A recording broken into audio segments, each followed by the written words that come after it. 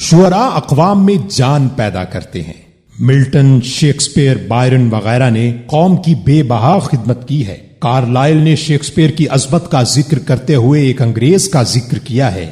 اسے جب شیکسپیئر اور دولت برطانیہ میں سے کسی ایک کو منتخب کرنے کا اختیار دیا گیا تو اس نے کہا، میں شیکسپیئر کو کسی قیمت پر نہ دوں گا، گو میرے پاس سلطنت نہیں ہے، لیکن اگر سلطنت مل جائے اور اقبال اور سلطنت میں سے کسی ایک کو منتخب کرنے کی نوبت آئے تو میں اقبال کو منتخب کروں گا۔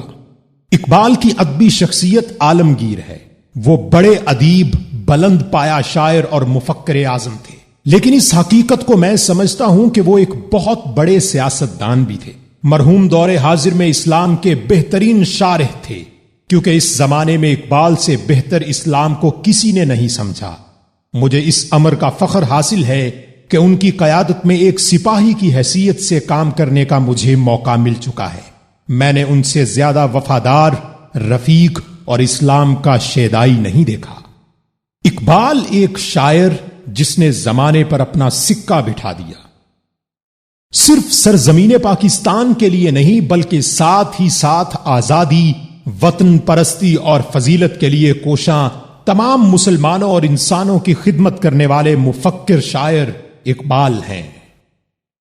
اقبال کا سارا کلام پڑھنے کے بعد ایک سیدھی سادی بات جو ایک عامی کو سمجھ میں آتی ہے وہ یہ ہے کہ انسان اپنی صلاحیتوں اور قوتوں کو پہچانے اور ان سے کام لے، خدا اور اس کے رسول صلی اللہ علیہ وآلہ وسلم سے عشق رکھے، اسلامی تعلیمات کی روح کو سمجھے اور اس پر عمل کرے تو وہ حقیقت میں خدا کا جانشین بن سکتا ہے اور اپنی تقدیر کا آپ مالک بن سکتا ہے۔ ہم اقبال کو عہد جدید کا زبردست مفکر اسلامی، مجدد ملت اور اسلامی انقلاب کا سب سے بڑا داعی کہتے ہیں۔ ڈاکٹر اقبال اپنی وفات سے ہمارے ادب میں ایسی جگہ خالی کر گئے ہیں جس کا گھاؤ مدت مدید میں بھی مندمل نہیں ہو سکتا۔ ہندوستان کا رتبہ آج دنیا میں اتنا کم پایا ہے کہ ہم کسی حالت میں ایسے شاعر کی کمی برداشت نہیں کر سکتے جن کے کلام نے عالمگیر مقبولیت حاصل کر لی ہو۔ اگر جلال الدین رومی اس زمانے میں جی اٹھیں تو وہ محمد اقبال ہی ہوں گے۔ 7ویں صدی کے جلال اور 14ویں صدی کے اقبال کو ایک ہی سمجھنا چاہیے۔